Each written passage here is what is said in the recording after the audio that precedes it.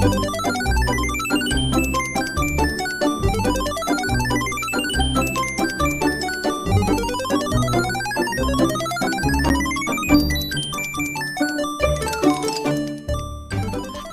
back to Radio Taiwan International. You're listening to Geek Out. What's your cup of tea, tickles your fancy, or floats your boat? Join us as we share passions from people in Taiwan and around the world. I'm your host, Michelle Chang, and today in the studio we have my very good friend, Kim Huynh. Hi. Did I say your name right? Win. Like I win and you lose. Oh, really? Yeah, because I'm always Kim winning. Win. Oh, I love it. Oh, that's so much better. Why didn't I know that? That's so much better. That's why my handle was like win in Taiwan, because you're like, you win in Taiwan. I or like get winning. it now. It's so much better than it. Oh, man. Okay. Can't believe I knew you for that long. Knew how to pronounce your name properly. So, well, first of all, we know each other from teaching at Hess. And listeners already know that I was a teacher at Hess for like 12 years, right? So when did you start? 2014. So it's coming up to like 10 years. Oh, your decade anniversary. Yeah. Wow. That's a long time. Decade. I started at Hess in very late, I think it was November or December of 2010. So I was there when you arrived. Yeah, that's basically how we met. Eventually, I left teaching, but Kim, you're still teaching, right? Yeah, I'm still up and about in Taiwan teaching. I mean, those kids are adorable, you know, some more than others. But you do primarily kindy, right? yeah, Kindy-age mostly, and kids. they are, but you know, they're so sweet. They're just so innocent, and they're very like, they will just say what's on their mind at random times. Just the other day, one of the kids were like, "Teacher, my dad has a Lamborghini." I was like, "What? A Lamborghini?" A Lamborghini. Wow. I was like, "Okay." But really? Yeah, I guess so. I was like, "What color is it?" He's like, "Red. It's red. It goes so fast." I was like, "Wow, do you get to drive it?" He's like, "No, my dad." Oh, cute. Yeah. I mean, most of my experience with teaching, I substituted taught some kindy classes now and then, but for the most part, I was in the bushiban, which meant kids 6 and up. Usually they're already in school and then they come to you for more school, which was kind of sad, right? Yeah, because you'd see them staying so late at night. They start at like 6 a.m. And then a lot of them don't leave until 10 Yeah. or 11. Yeah, some kids are just at the school, completing homework or doing whatever until 10 at night, which means that when they eat dinner, they do a group order at the school and, they bring in all of these, they're like cheap lunch boxes, right? They shovel it in their face really quick and then they get back to work. And I feel really bad for those kids. It is. It's really sad because I know, like, growing up in America, that's not what we're used to. We have, like, much more kind of... Where did you grow up? In Seattle. Ah, okay. Yeah. So Pacific Northwest. Well, not really Seattle, though, but, like, Olympia. And Okay. in Olympia, Tumwater, which is a very small town. Like, Okay. very tiny. Yeah. All right. I was in California, also in the super, super suburbs, like not in San Francisco, but south of San Jose a bit. I think school let out at 2 p.m. I, anyway, was allowed to run wild in the streets until dinner. I'd had to show up clean for dinner. And then after dinner, I'd write some homework and then I'd watch some TV and I'd go to bed, right? Mm-hmm. How about you? I never stayed at school super late and like after school because both my parents worked and I grew up like very poor. So like both my parents worked and I just like go home to the apartments with my sister and we just like relax. And yeah, it was like a lot of like TV playing outside actually. Playing outside. Yeah, I remember those days. I remember those days. It was fun. It was like you explore the woods together and everything. And you know, nowadays you can't really do that because you find lots of sketchy things out there. Dude. But times have changed. Yeah. Yeah. Back in the day, we could, it's just me, it's either me by myself or this gang of children.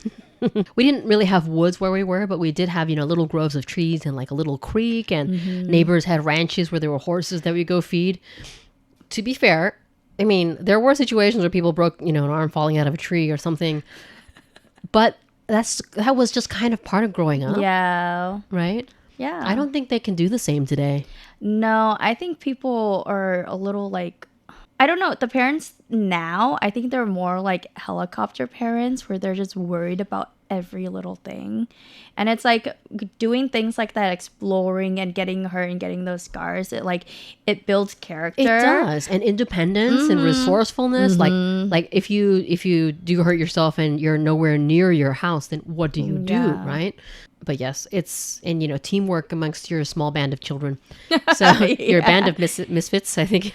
At the apartments, there was this lady who she's so sly. Now that I think about it, she made us all do her labor for her for like just these small pieces of candy. Like we would pick up cans and everything for her, which she would get money for. Right. And like she would just give us like one of the Twizzlers, just like one piece of Twizzler. One. Yeah. She's like, oh, okay, yeah, you can and you get guys one. Didn't realize you could go buy a pack of Twizzler if you'd done it yourself. Yeah.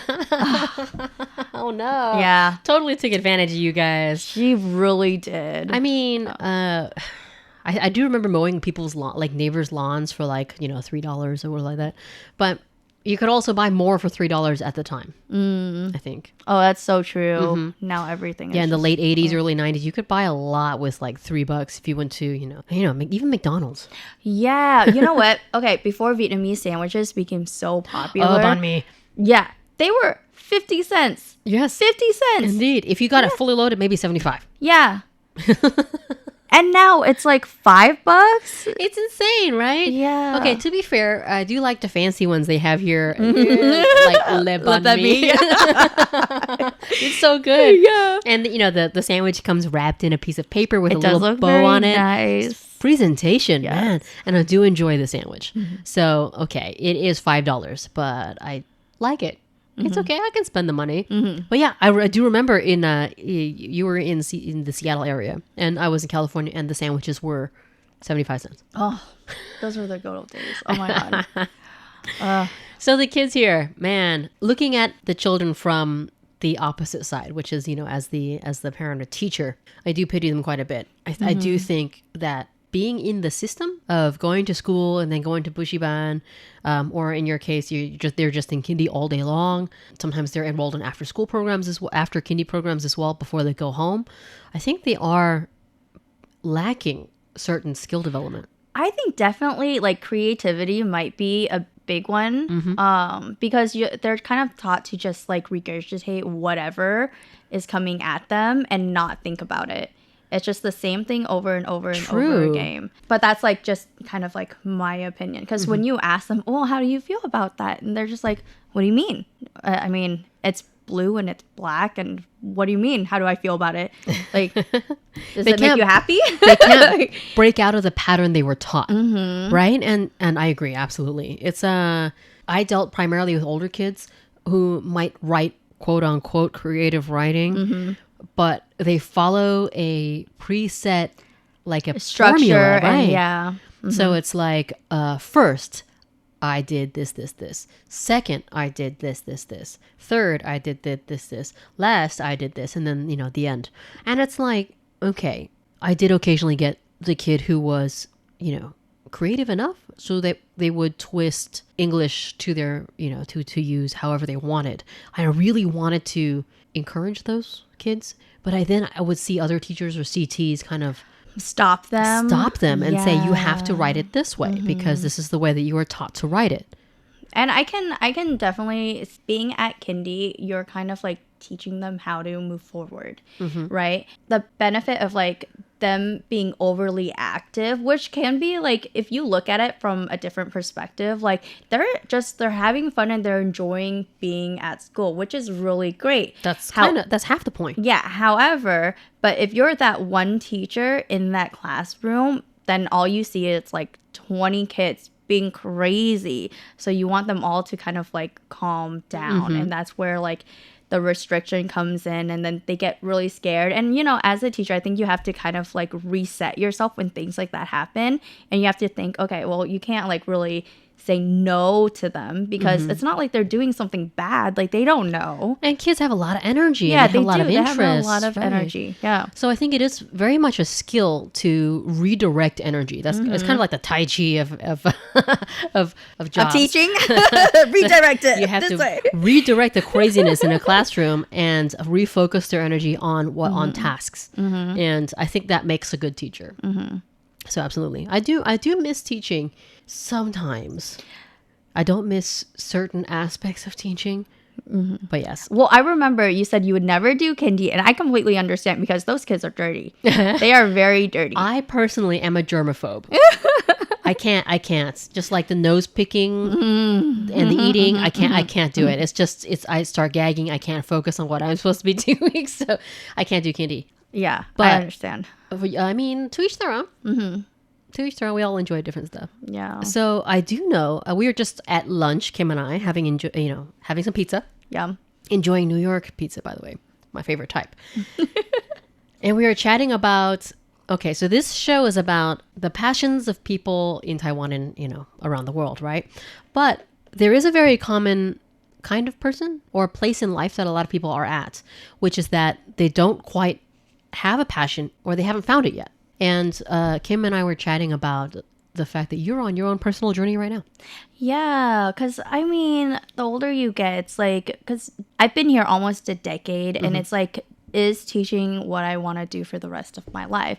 Like I want to find something that maybe I could be more passionate about or I can like get really good at and continue from there, like building up more skill set because like I don't want to stay stagnant because I don't know if this is like the post-COVID feeling of being like stagnant. That did actually do that to a lot of people, just like pinning us down in one space and then we go stir crazy from that happening to us. And then we, as a reaction, we switch careers, we could move places. But that's a very good question. There are people who are really great teachers and as a career teacher, do great things for the world. But is that you? That is the question. And that's not to say I love teaching and I love the kids. Like even the older ones, they're great. You can get a lot from it if like that's what you want to do. Yeah, very rewarding. Just, like, yeah, it can be. And it's fun and it is easy. Like in the beginning, it's not easy. No, no. But once you get the hang of things, once you really find your own rhythm and your own style, then it does become quite easy. They hand you material, you walk into a classroom, and then you're bam. ready. Exactly. But yeah, hobbies wise, passions. We're looking for something that you really love. We were talking about rocks.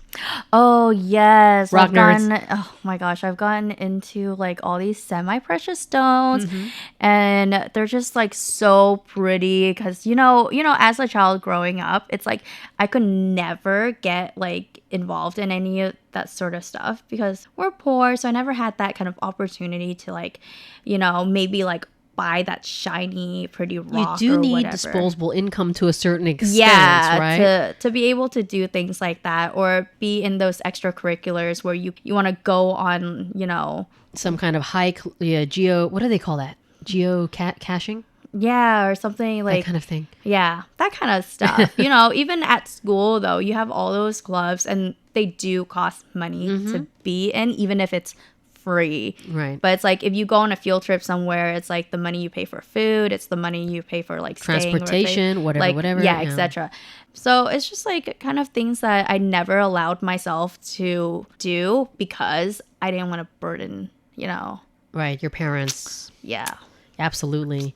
To be fair, we all, I think, in our inner selves have a raccoon, goblin, crow that loves shiny thing, like little shiny doodad. Did you have like a little box of just stuff that you found when you were a kid, right? Yes. Yeah, just stuff you find. It's a little box of literally garbage. Yeah. I remember that. That was hilarious.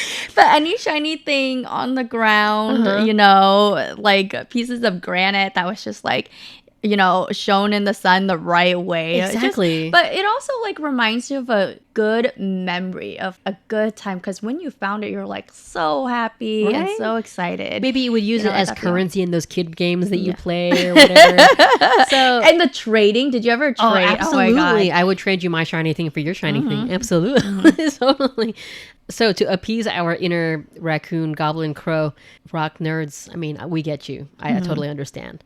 I'm a big fan of stuff like agate, like the rocks Oh that my God, I love the different kinds of agates out there. Exactly. The rutile agates, the like rose quartz, the clear quartz.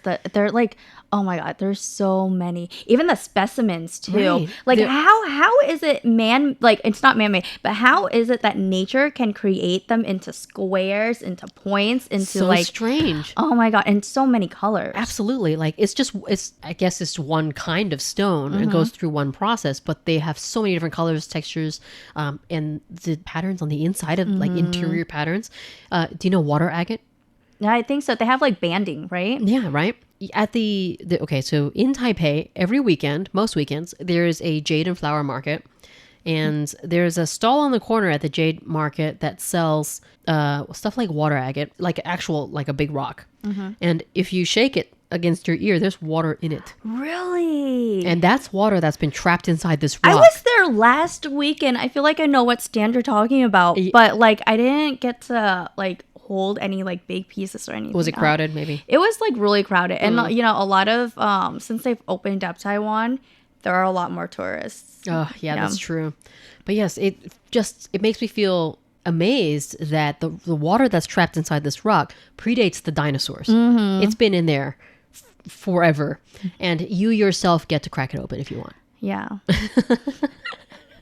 Which is cool. I mean, those geodes that you can buy and you get to crack open, find the cool stuff. Yeah. What else? What else have you been doing? Looking for a passion. Well, I have been like with the rocks and stuff. I've been trying to like do some like pretty jewelry stuff that I myself would wear, and seeing how that works out, and just trying to be more creative like that. Yes. Which, by the way, do you have a favorite rock other than like that, like the Other ocean? than agate? Yeah. Tanzanite. Ocean tanzanite, though. Ocean It's actually tanzanite. what my engagement ring's made of. Oh. Yeah, diamonds. I'm sorry, but diamonds is an Overrated. invention. Overrated. Overrated De Beers invention.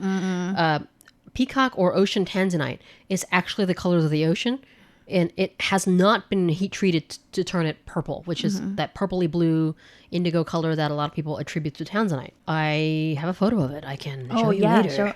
There's that's my also favorite another stone. one that reminds me of the ocean that's really expensive. It's like bluish green. It's like Some it kind kind of of reminds me of spinel. a turtle. But you know what stone I also really like? I love Yes, yours. opals. Oh, Opals are so pretty. also And very diverse. yes. I believe fire opal is that orangey flash, which is so pretty. Oh, there's just so many that Larimar. Larimar. Oh my goodness. Yeah. They look like breaking waves. Yeah, that's why it reminds me of Oh, the ocean when you said wow. that. And it kind of like it reminds you of a turtle too, It because does. of like, Kind of like turtle skin. yeah, like the shell. That's amazing. Guys, go Google. What is it called? Larimar. Larimar. I did hear you say something that was actually very pretty at lunch. That when you go on your journey of looking for things that excite you and you can be passionate about, it's kind of like dating your location. Yeah, dating the city. And I think like being comfortable with going out and doing things by yourself, I think is hard for me. I know it's hard. Maybe it's not hard for like a lot of people, but for me, like especially having been like, not really like single or anything, I'd want to do everything with my partner. And it's just like, I feel like I need to be more comfortable with doing things by myself. Having company while you do things is quite different than if you solo it. Of course, if you're with people, either doing classes or traveling or whatnot, then you have to think about, if you're a good person anyway, then you think about, how the other person is feeling, trying to line up your schedules, you wait for them, they wait for you, this kind of thing. But if you solo it, it's really just about you and you do what you want to do. And maybe that's also like a difficult thing to kind of take in, is trying to refocus on yourself and Yes. your needs and making yourself happy. Yes. Because, you know, if you're with someone, it's hard not to want to make them happy. Of course. And like put the focus on them, you know. Yeah, if you're doing activities with people that you care about, Yeah. especially, right? You tend, like I said, if you're kind of a good, if you're a good person, If you're a good person. maybe you start ignoring yourself and or prioritizing other people's Yeah. goals and feelings above yours. And going around, say, places like Taipei is really cool because there's a lot to be discovered. And it's easy to get around. Okay. And that's one of the big things, because I don't speak like much Mandarin, if at all, really. Like, and everyone is so nice and generous and will help you. And everything's in English. Like, it's so easy to get around. This is one of the most friendly cities Yeah. I've ever been to. Absolutely. So don't be afraid. I'm going to say any city, wherever you live, to go on a date by yourself. Yeah. So I've been like trying to get out more, even like having lunch by myself at like big restaurants or whatever, because I think like especially at a fancier restaurant you get kind of like a stigma, and like people are looking at you like, why is she eating alone and this and that I just need to Ignore. Let's break down those, stigma and stereotypes and that kind of thing, and learn to love ourselves. Yeah, I think that's definitely really important. The more I think we explore the city, and the more little treats we treat ourselves to, either edible or or like activities, things to do, things to buy, things to look at, I think the more likely we are to discover things we can really, really be passionate about. Yeah, definitely. All of these new things, like I didn't think that I'd ever go on like a radio show or anything either. Oh, welcome. And this is then. like, yeah, this is like a checklist too. You Nice. know? Well, I will share the link with you so you can share it with your people. But this has been really fun. Thank you so much for geeking out with me. Yeah, of course. And yeah, listeners, please go out, have a date with yourself, explore stuff, find new passions. I think this is the moral of the story today. Yeah. Thank you for tuning in to Radio Taiwan International. I'm Michelle Chang, and thanks, Kim, for coming in. Welcome. It was a pleasure. We'll be back next Thursday with another episode of Geek Out.